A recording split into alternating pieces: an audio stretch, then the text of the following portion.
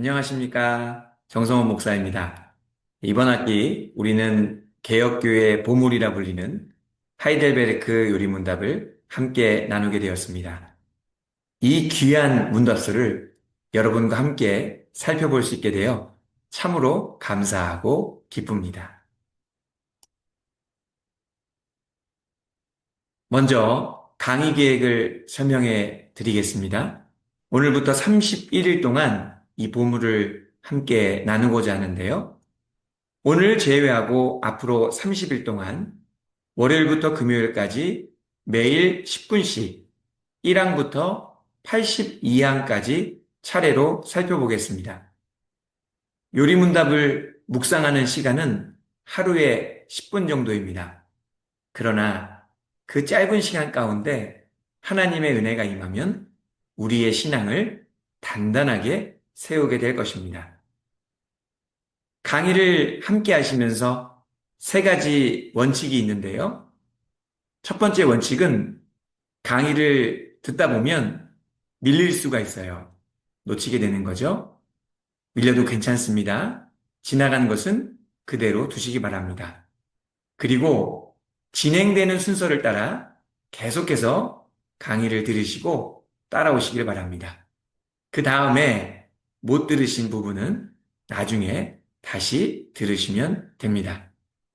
그렇게 하이델베르크 요리문답 강의를 함께 해주시면 하나님의 큰 은혜와 사랑을 느끼게 될 것입니다.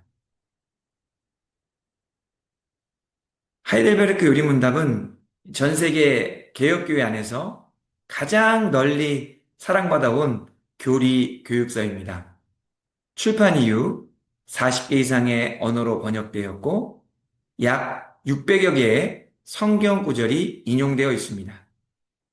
요리문답을 배우는 일은 단순히 교리를 익히는 일이 아니라 이 600여 개의 성경 구절을 통하여서 성경 말씀을 더 깊이 읽고 깨닫는 길로 들어가는 일입니다. 그렇다면 왜 이 요리문답이 그렇게 오랫동안 사랑을 받아왔을까요? 이 문답서는 분열과 갈등의 시대 속에서 태어났습니다. 당시 독일 팔츠 지역은 루터파, 칼빈파, 치빙글리파, 멜랑이통파 등 개혁교회의 여러 흐름이 함께 존재하던 곳이었죠. 그곳에서 신학적 논쟁은 치열했고 교회의 분열은 현실적인 위기였습니다. 이때 팔츠의 선제우였던 프리드리 3세는 교회의 분열을 막고 신앙교육을 하나로 바로 세우기 위해 목회적이면서도 통합적인 교리서를 준비하도록 합니다. 그 결과 1563년에 하이델베르크 요리문답이 탄생하게 되죠. 이 문답서는 특정 파벌을 위한 문서가 아니라 복음 안에서 교회를 하나로 세우기 위한 고백이었습니다. 그래서 신학적 깊이를 지니면서도 동시에 따뜻하고 목회적이죠. 지식만을 위한 교리가 아니라 마음과 삶을 위한 교리를 잘 담아내고 있습니다. 하이델베르크 요리문답은 태생 자체가 신학적 화해와 통합을 위해 목회적이면서도 동시에 사회 전반의 안정을 위해 만들어졌습니다. 그러기에 이 요리문답 안에는 중재 신약이 들어있습니다. 평화를 갈망하고 실천적이면서 동시에 온 교회가 하나 되기를 소망했던 사람들에게 이 요리문답은 사막의 오아시스와 같은 선물처럼 여겨졌습니다. 이러한 이유로 개혁교회 안에서 가장 광범위하게 사용되어지고 개혁교회의 보물이라는 칭찬을 얻게 되었습니다.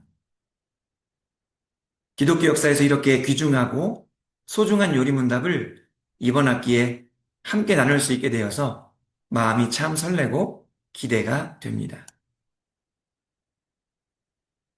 전체 구조를 살펴보려고 하는데요.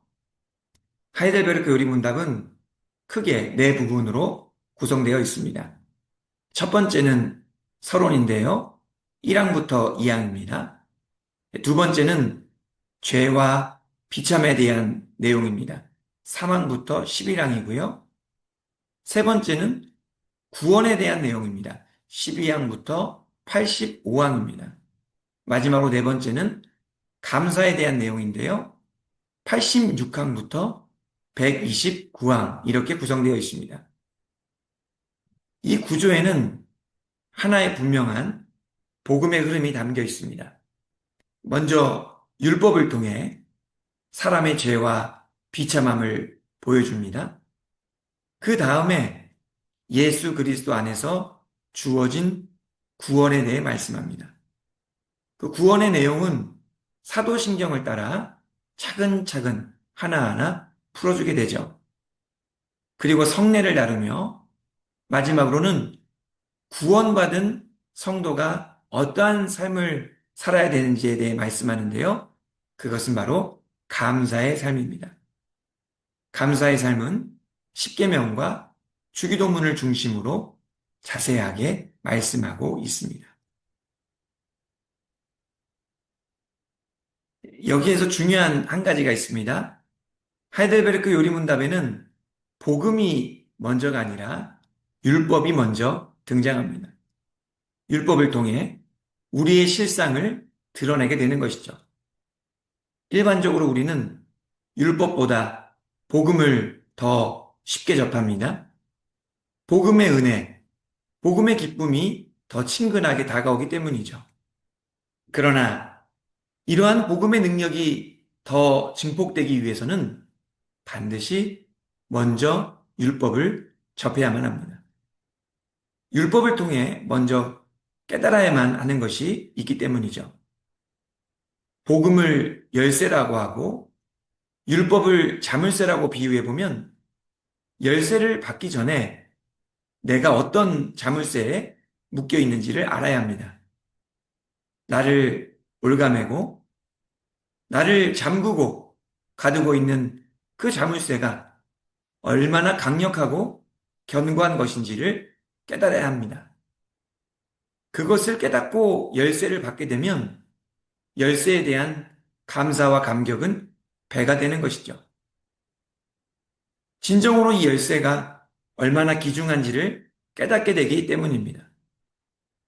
그러므로 죄의 현실을 모르면 은혜의 감격도 깊어질 수가 없습니다.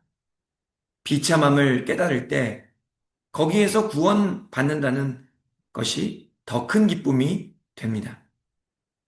하이델베르크 요리문답은 우리에게 이러한 진리를 가르쳐주기 위해 서론을 다룬 이후에 곧바로 율법에 대해 말씀합니다. 이러한 구조를 잘 기억하시면서 하이델베르크 요리문답의 여정을 잘 걸어가시기를 바랍니다. 이번 31일 동안 구원의 감격이 충만해지고 우리의 신앙이 거룩한 진리의 반석 위에 든든하게 세우게 되는 시간이 될 것입니다.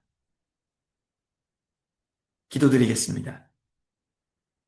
하나님 아버지, 하이델베르크 요리문답이라는 귀한 신앙의 유산을 배우게 하시니 감사드립니다. 이 시간을 통해 우리의 믿음이 더욱 견고해지고 우리의 삶에 복음의 기쁨이 더욱 충만해지며 복음에 합당한 삶을 살아가게 하여 주시옵소서. 예수 그리스도의 이름으로 기도하옵나이다. 아멘. 감사합니다.